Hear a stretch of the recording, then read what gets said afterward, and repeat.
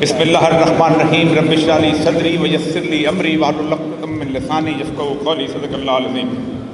جناب اعتزاز حاصل صاحب، معزز خواتین و حضرات، میں یہ مجلہ دیکھ رہا تھا، اس میں میرے بارے میں ایک لفظ لکھا ہوا ہے، He was arrested on 13th May 2013.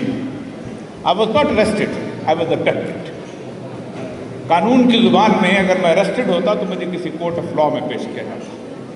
Abduction اور arrest کے درمیان اب فرق ختم ہو گیا ہے۔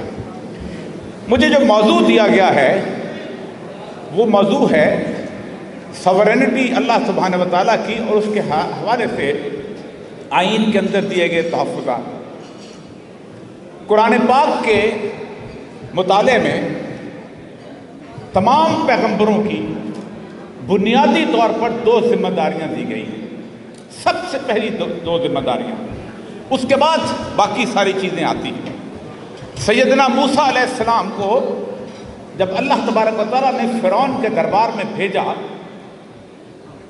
تو اس سے کہا انہو طغیٰ، یہ بہت سرکش ہو گیا ہے، اور سیدنا موسیٰ نے داخل ہوتے ہوئے دعا پڑھی انی عوذت بربی ربکم من کل متکبر لا یؤمن بیوم الحساب۔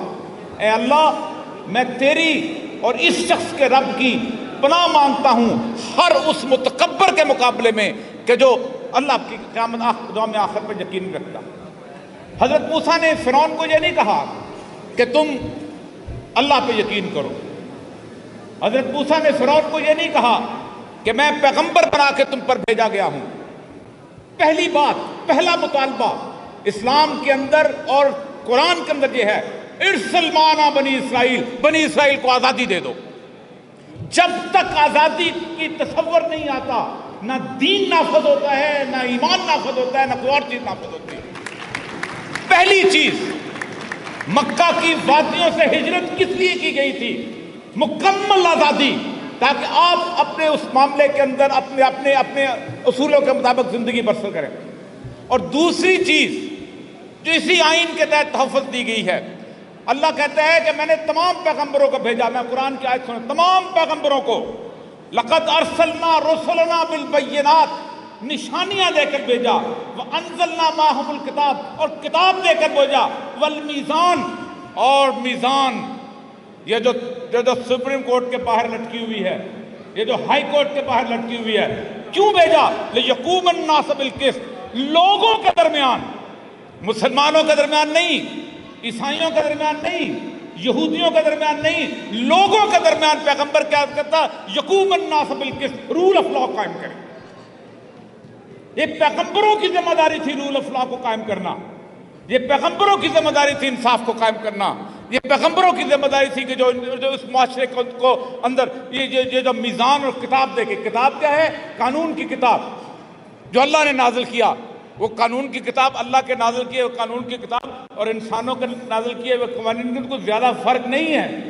کوئی قتل کو جائز نہیں کہتا، کوئی زیادتی کو جائز نہیں کہتا، لیکن معاملہ یہ ہے پاکستان میں اس وقت جس آئین کے اوپر لکھا گیا، اس پارلیمنٹ کے اوپر بھی لا الہ الا اللہ محمد رسول اللہ لکھا ہوا ہے، ادھر لکھا ہوا ہے وَاحْكُم بَيْنَ النَّاسِ بِالْحَقِّ، یہاں لکھا ہوا ہے اعْدِلُوا وَهُوَ أَقْرَبُ لِلتَّقْوَىٰ۔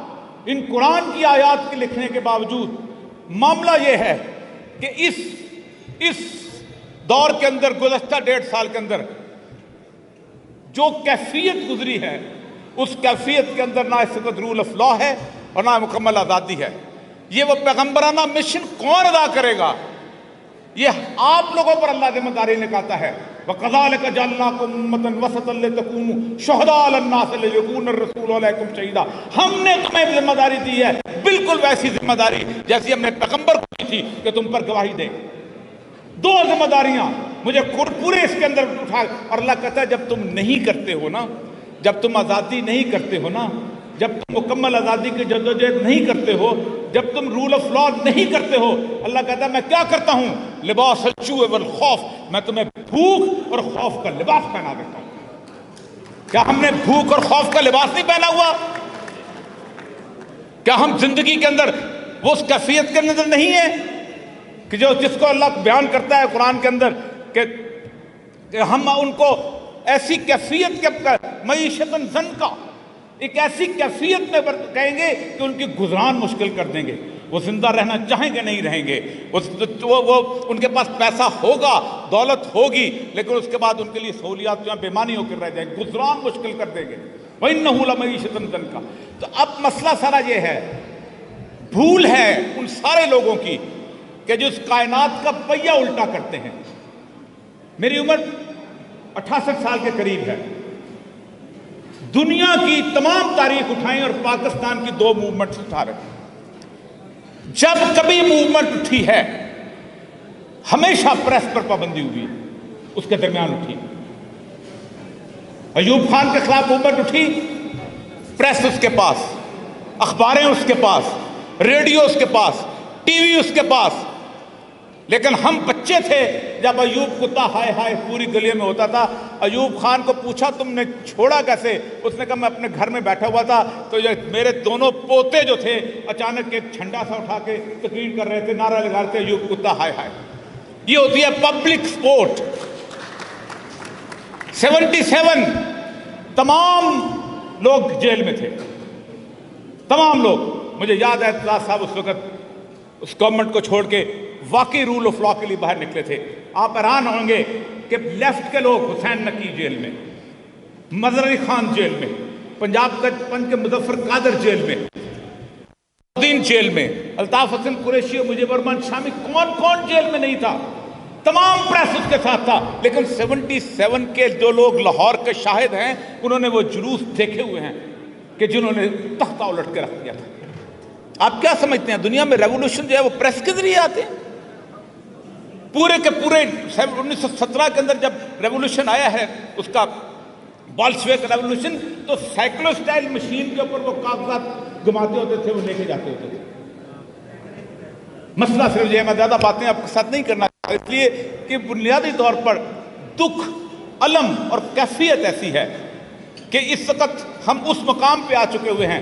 انقلاب کے اور تبدیلی کے جو مورخین ہیں، جو ان کے ماہرین ہیں، وہ کہتے ہیں کہ ہر معاشرے کا ایک ٹپنگ پوائنٹ ہوتا ہے، ایک قوت برداشت کی حد ہوتی ہے. گدھے کے اوپر آپ لاٹھیاں لگتے جاتے ہیں، 1 2 3 4 5 2000 لاٹھیاں ہوتی ہیں، وہ خاموشی سے برداشت کرتا ہے. اچانک 2001 کی عمر اچھل پڑتا ہے اور لوگ سمجھتے ہیں یہ ہو کیا گیا. جو اقتدار میں بیٹھے ہوئے لوگ ہوتے ہیں وہ عوام کو غبارہ سمجھتے ہیں، غبارے کی طرح پھونک بھرتے جاتے ہیں، غبارہ لمبا ہوتا جاتا ہے، ایک دن ان کے منہ پہ پھٹ جاتا ہے. اس مملکت خداداد پاکستان میں لوگوں کی قوت برداشت بہت ہے. لیکن میں نے یہ دیکھا ہے جس دن ہم نے 9 اپریل 77 کو سہیل شامی کی لاش اٹھائی تھی، اس کے بعد ہمیں یاد ہے کہ کیا کیا صورتحال ہوئی تھی اور کیسے چیزیں بدلی تھی. کوئی راستہ نہیں نکلا تھا. یاد رکھو جو لوگ تاریخ سے سبق نہیں لیتے وہ ہمیشہ ایسے ہوتے ہیں. آخر میں ایک بات بتاؤں کر کے اجازت چاہوں گا. ایک لیفٹیننٹ جنرل کمال متین الدین ہیں، انہوں نے ایک کتاب لکھی ہے ٹریجڈی آف ایرر، بڑی مشہور کتاب ہے اس پاکستان میں. اس نے کہا صرف ایک گروہ ایسا تھا کہ جو پاکستان کے اس سارے کے سارے ٹوٹنے کے اندر سب سے بڑا ذمہ دار تھا، اور وہ تھا اس وقت کی انٹیلیجنس رپورٹس دینے والے. وہ یحییٰ خان کو لکھتے تھے سب کنٹرول میں ہے، یہ چند لوگ ہیں. یہ مجیب الرحمان، اس کو تو لوگ غدار سمجھتے ہیں، تو پتہ نہیں کہاں سے جیت گیا ہے. یہ جہاں جو شور مچا رہے ہیں آرمی ایکشن کے خلاف، ان کو تو لوگ نفرت کرتے ہیں، ان کے منہ پہ تھوکتے ہیں. اس نے وہ رپورٹیں کمال متین الدین، لیفٹیننٹ جنرل کمال متین الدین، اس نے کہا اگر یہ چیزیں آنکھیں اور کان بند نہ کرتی تو میرا ملک بچ جاتا. آج بھی 32 سال میں نے گزارے ہیں ان لوگوں کے ساتھ. آج بھی آنکھیں اور کان بند کرنے والے موجود نہ ہوں تو میرا ملک بچ سکتا ہے. وآخر دعوانا الحمدللہ.